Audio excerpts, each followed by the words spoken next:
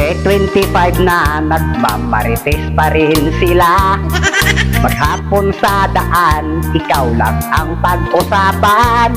Kahit sa social media kumakalat lahi nila. Hindi tumitigil kahit ito'y nagutuman na. Makinig ka marites, bunganga mo'y ating isara.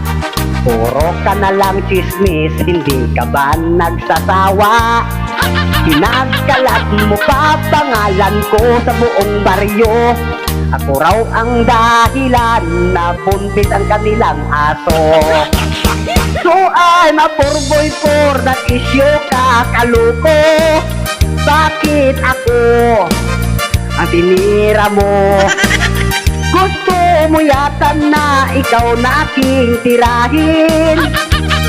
Uy marites, kulang ka sa pansin. Edit mong photos ko kasama ang iyong aso. Ginawa mong real video, in-upload mo sa Facebook mo. Bakit ang aso pa? Alam ko namang bakante ka. Papiling virgin ka, iyon pala ay wangwang na. So I'm a poor boy for that issue, kakaluko. Bakit ako ang tinira mo? Gusto mo yata na ikaw na aking tirahin.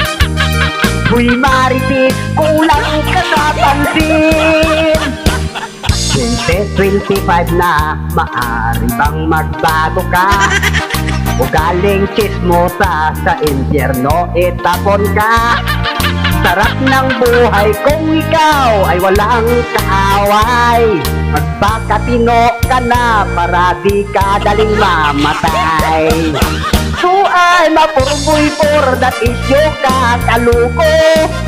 Bakit ako ang tinira mo? Gusto mo yata na ikaw na aking tirahin.